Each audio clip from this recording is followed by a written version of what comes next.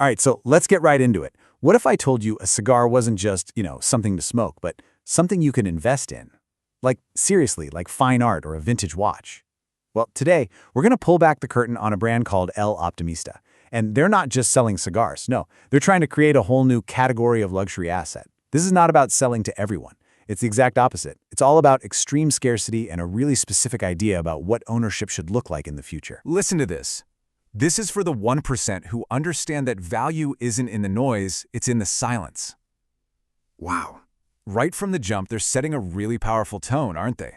They're basically saying, hey, this isn't for everybody. And that's exactly the point. It's a whole philosophy, and it's aimed squarely at people who believe value isn't found in flashy ads and loud marketing, but in something quieter, something more meaningful.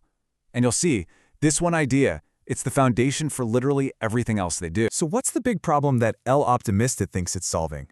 Well, they're making a pretty bold argument. They're saying that in our world, this super connected, always-on world, true luxury has kind of been watered down.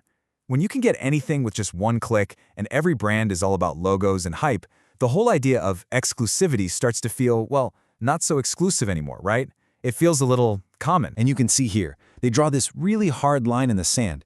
It's like two completely different worlds.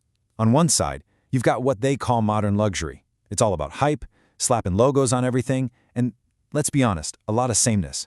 But then, on the other side, you have El Optimista's vision, and it's all about legacy, about having a real purpose, and most importantly, about actual genuine rarity.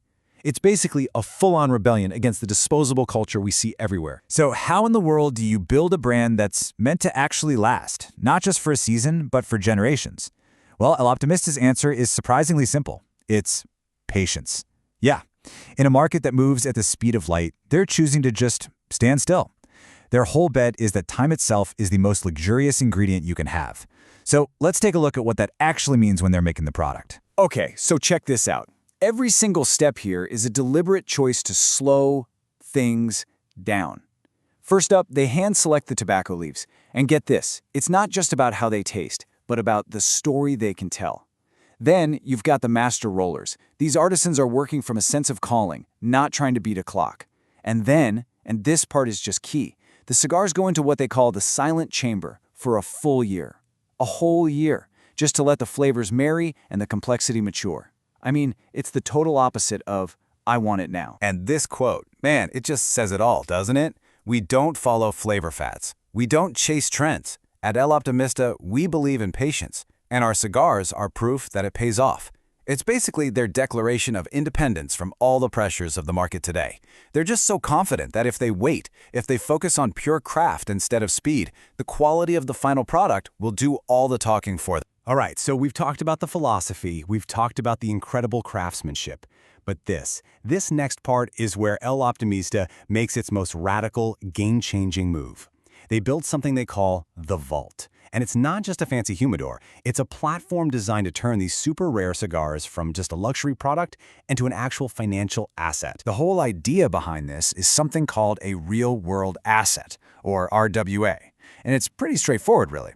You take a physical thing, in this case, an incredibly rare, perfectly aged cigar, and you build a system around it so its value can be tracked and hopefully appreciate over time.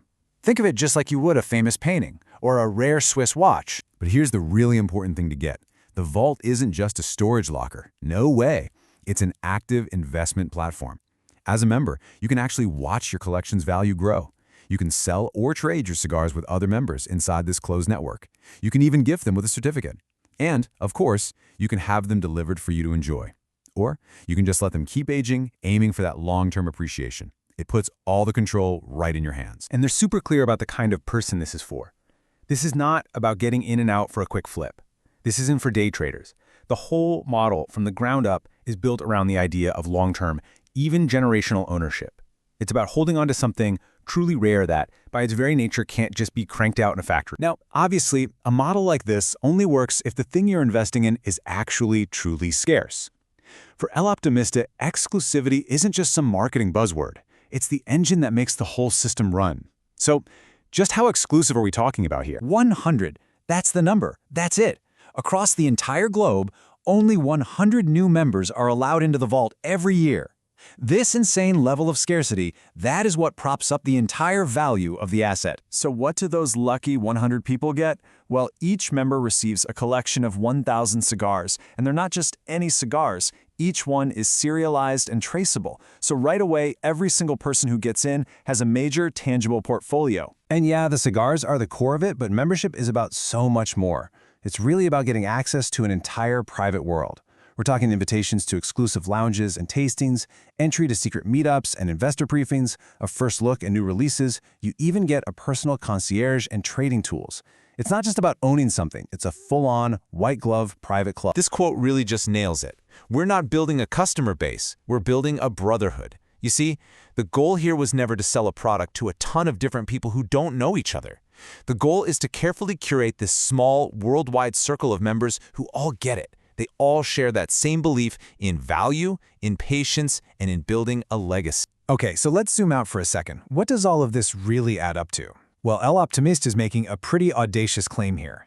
They believe they are creating for the very first time a serious, structured way to invest in cigars as an asset class, putting them right up there with other alternative investments we already know about. You can kind of see the evolution they're mapping out here. In the past, a cigar was a symbol of, power and celebration.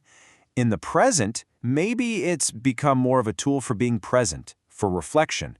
But for the future, they're arguing it's something else entirely, a structured, trackable financial asset. So, when you boil it all down, the value isn't just about the tobacco inside. According to them, it's a mix of three key things. First, how it's preserved. Second, who gets to have it. And third, the powerful story of craft and patience that is literally rolled into every single cigar. And that leaves us with a really fascinating question, doesn't it? Is what we're seeing here with El Optimista, is this the future of luxury? I mean, are we going to see all kinds of luxury goods turned into investable assets like this?